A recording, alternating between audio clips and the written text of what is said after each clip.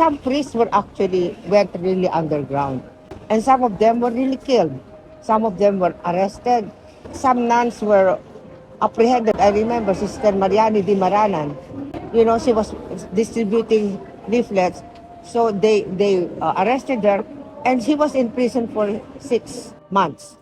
But when she came out, you know what she did? She founded the task force detainees. So that means to say that she began to help the detainees in their in their court cases, and she was able to get out a lot of detainees, and there was a refuge center for them. Si Sister Mariani Di Maranan ay naging leader ng Task Force Detainees of the Philippines sa loob ng 21 taon. Layunin ng grupo ang imbestigahan at itala ang mga paglabag sa karapatang pantao noong panahon ng Batas Militar. Bago maging leader, naparatangan ng iba't ibang kaso si Di Maranan na nagresulta sa kanyang pagkakakulong kasama ang 33 na kababaihan at kanilang mga anak. Sa kanyang pagkakakulong, naging tapat na madre si Mariani na nag-alay ng buhay para sa karapatan ng mamamayan. One of the challenges can be found in our Constitution. Hindi lang 1987 Constitution, I think even in the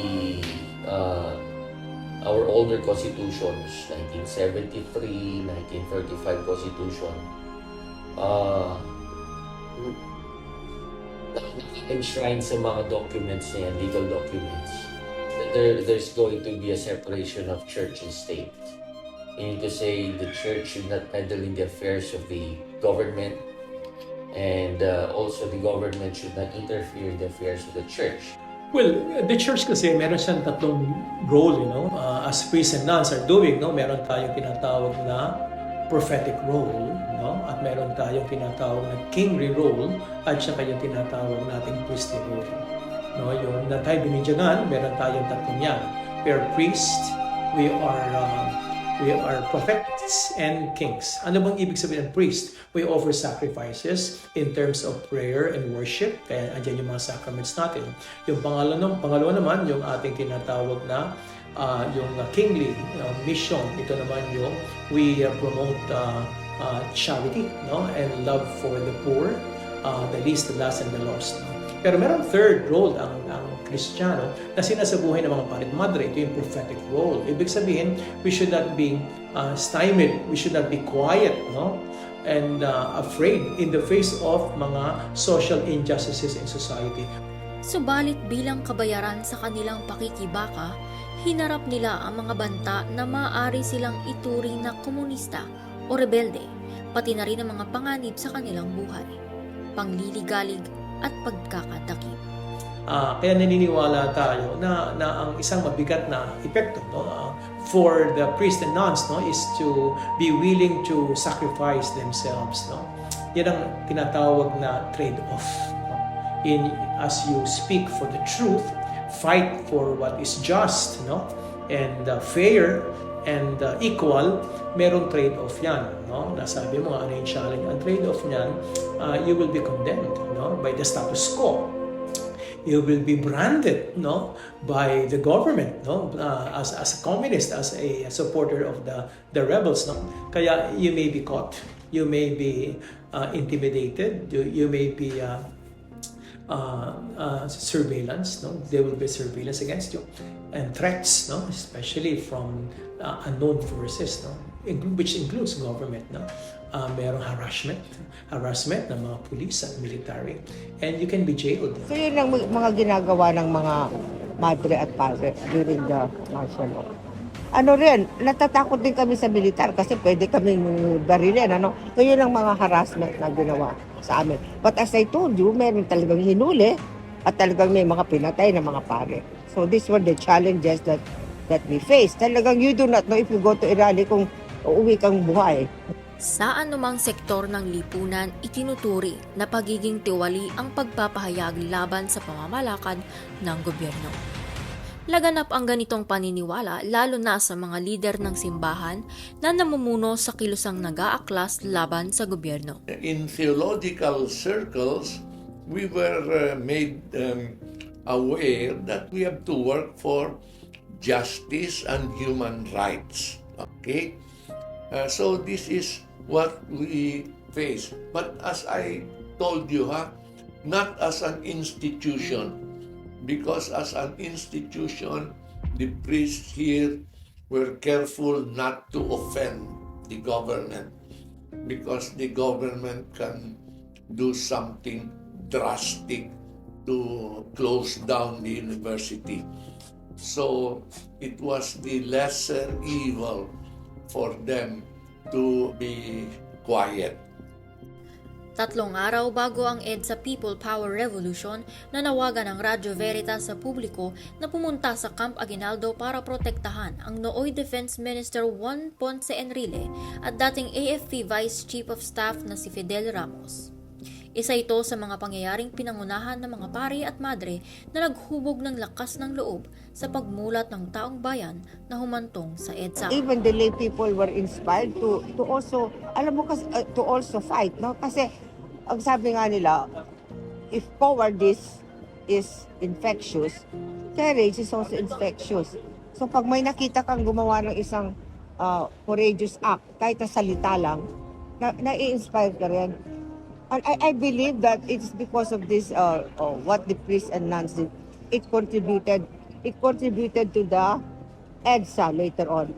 Ang tingin ko, the involvement of the priests and nuns did a lot to awaken the people na kailangan silang lumaban, no? Kasi otherwise, how was EDSA possible? Nanawagan si Cardinal Sin that we have all to go to EDSA because we want to prevent bloodshed. I am calling our people to support our two good friends at the camp. If any of you could be around at Camp Aguinaldo to show your solidarity and your support in this very crucial period. Kung wala kaming practice na talagang napupunta na kami sa street, siguro, bakit kami pupunta sa street? In fact, I brought my mother who was already about 90 years old. Sabi ko, Ma, you will never see this kind of thing anymore. Kasi pag tingin mo sa EDSA, as far as your eye can see, tao. Mula sa kanilang pagtindig noong martial law, lalong lumakas ang boses ng mga pare at madre ukol sa mga isyong pampolitika. Makikita ito sa kanilang patuloy na paghikayat sa mga tao tungo sa makatarungan at moral na desisyon. It evolved in the sense that the priests and the nuns began to notice the way the workers and the peasants and the urban poor were being harassed and being persecuted by the martial law. I know, for example, a woman na gusto lang magbigay ng project proposal sa isang pare na German, pero na-raid na sinosurveillance sa palimbahay. So, nung pumasok siyang ganon, hindi man siya talagang kasama doon, but because he was there during the raid, napasama siya sa pare. And they put them in what they called safe house. Alam mo, she was gang raped by the military. So, ito yung si Hilda Narciso ang pangalan niya. No? So, ayun ang mga nangyari na talagang makikita mo kung paano na-persecute, na-arrest. Kung minsan walang warrant of arrest, no? According to the theology of struggle, we have the responsibility to be in solidarity with the poor and the oppressed. So kahit ang ganda-ganda ng sermon mo, pero you are not working for justice, then hindi ka nagpapahayag ng gospel. Well, kasi they had a very clear role during the martial law period, and that was to oppose, the martial law regime. Because they found it deplorable, and they also found it yung actions sa martial law regime as contrary to the teachings of the church. It's guided by Vatican II.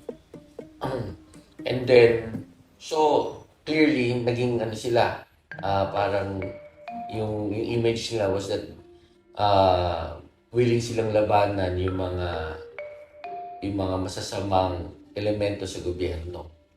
Now, that's a positive image. That's a good image.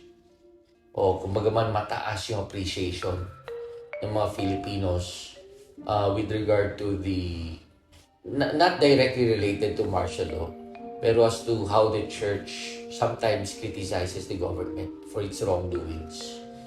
Accepted yun eh. Parang isa siya, parang naging defender siya ng mga mahihirap, ng mga oppressed sections of our society, ng mga marginalized. And gano'n, no? Parang acceptable na siya. Although wala pa ako na-encounter na isang concrete study about it. Mayroong part of this survey questionnaire na tinatanong among the institutions kung sino yung parang doing the right thing. Ano implication nun? Pag malakas ang tiwala sa ng publiko, kaya mong maimpluwensyahan yung publiko sa mga issues. Pag nagsalita ka, kung ikaw ay pare o leader ng church, makikinig sa iyo yung mga tao. As a lay worker and a pastoral worker, malaki ang naging role ng mga narratives and perspectives of martial law. The active engagement or involvement religious during the martial law. Nagkataon din na yun din yung turning point ng simbahan. I remember it's bago yung nakatikan. So it's a turning point for the whole church.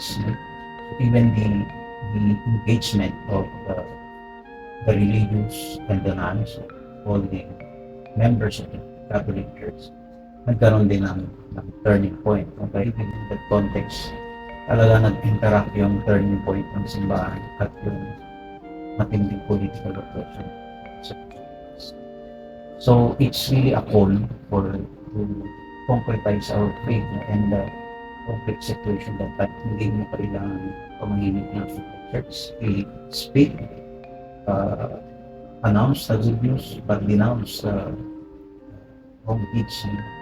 Nagpatuloy yung ganong engagement ng simbahan. The narratives, no, about how UST responded to martial law has evolved over the years in such a way that UST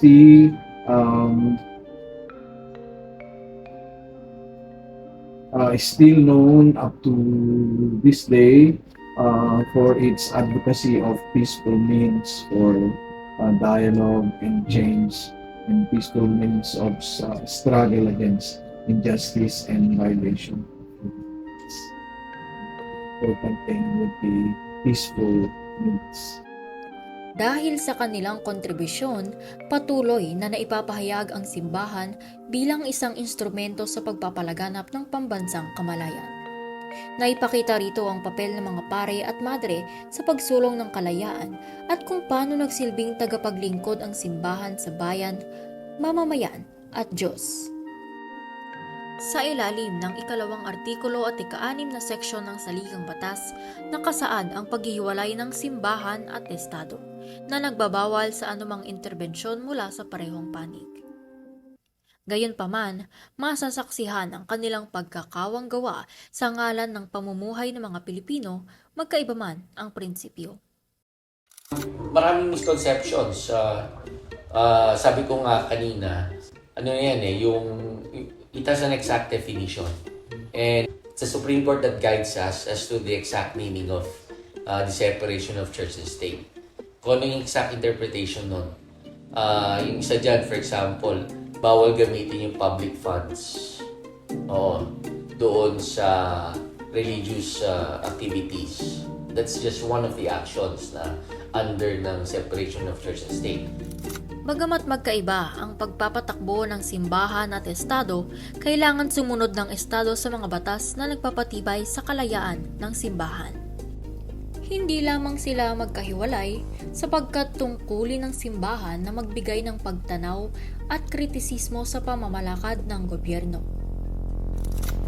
To say that this separation of church and state is not only a victim of misconceptions. Actually, it is also somewhat suffering some restrictions. It would be a good start to realize the positive reality of the relationship between the state and religions. In fact, when we say church and state, it connotes a lot of baggage, no? Probably some would say it would be better to say the cooperation between the state and religions, because when we say separation of church and state, questions would crop up like, so which church, no? Is this the Catholic Church, or would it be other religions who may not call themselves as church? Actually, the law, which is called separation of church and state, was actually directed to the state. Ang ibig lang sabihin, kayong nasa estado, huwag kayong makikialam sa ginagawa ng simbahan, at hindi nyo kayo pwedeng gumawa ng bagong religion, at hindi kayo pwedeng mag-restrict sa kanilang worship, etc. So it was really actually directed to the state na huwag i-persecute ang simbahan. But it doesn't mean that the church has nothing to do with the state. Of course not. That was not according to the law. Because it's separation of church and state doesn't mean that wala kang pakialam. It is in fact the responsibility of the church to say when the state is doing something wrong. When there is corruption, when there is persecution, it is the duty of the church to stay. Mali ka, you are wrong. Bukas ang simbahan na makipagtulungan sa estado para sa ikabubuti ng nakararami. Isinusulong ito ng walang anumang personal na interes o layunin na magdulot ng diskriminasyon. Ang tanging pagbibigay halaga lamang sa kapakanan ng bayan ang hinahangad na kahihinatnan. I would like to emphasize this. The separation of church and state does not mean that the state disregards religion or that the state disregards religions. The Constitution of the Philippines itself begins with a preamble. That's what I mean. And in the preamble, there is mention of Almighty God. So, constitutionally speaking, we can already say that the separation of church and state does not mean disregard of God. And then the second important thing to clarify is that the separation of church and state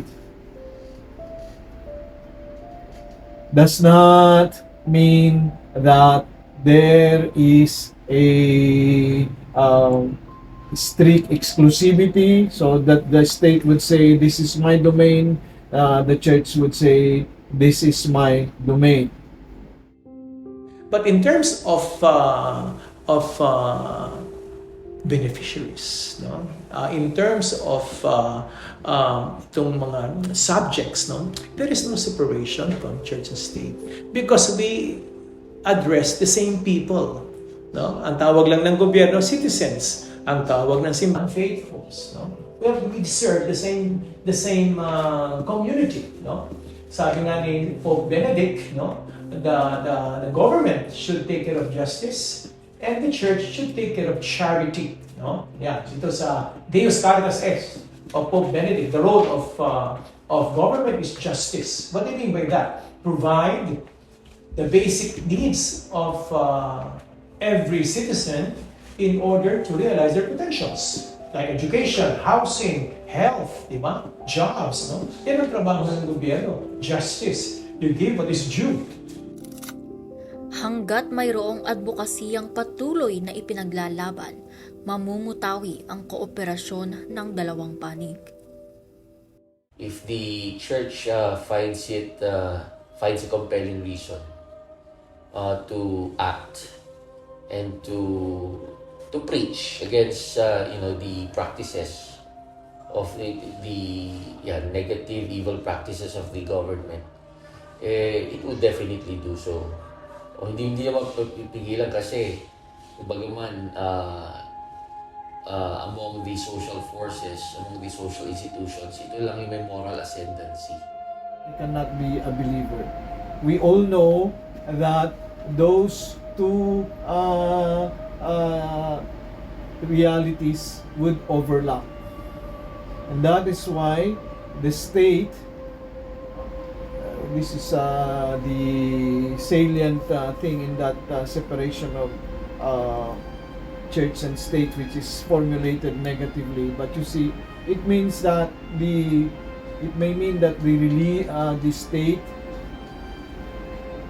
cannot disrespect religious freedom. In that way, that's you can say that is one of the meanings of separation and of church and state, and that any believer must also respect the existence and the laws of the state, because anybody who believes, who is a member of who believes in this or that religion, is at the same time a citizen of the Philippines.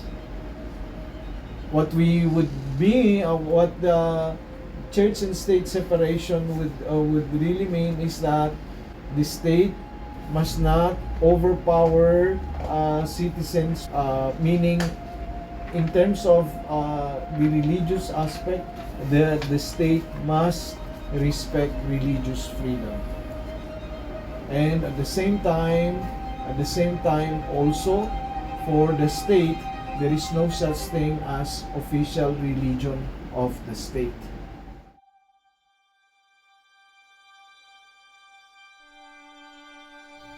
Sa iba't ibang paraan ng pagtutulungan ng simbahan at estado, makakamit ang isang layunin: ang pagpapalaya ng sambayan ng Pilipino mula sa tanikala ng diktadura. I think malaking tulong yun, impact hanggang ngayon, that the church must engage in social and political affairs. But of course, mayroong talagang organized intention na laging question ay dapat bang nakikialam ang simbahan sa politika? It's lumang tanong na yun, matagal na sagot yun. As it was explained also by Father Pablo earlier, they are also human beings, a part of society. They have to respond to the wrongdoings. We have to make actions and programs to denounce the evils and to announce the good news. But we have to translate the good news into concrete pastoral and social action programs. Sa akin, ang engagement ng church is not only political, but it has the engagement in several engagement in social action, environment. It has also political implications, right? Because once we pursue for certain advocacies for human rights, advocacies for life, then it has implications to political policies. We have to also to lobby certain policies.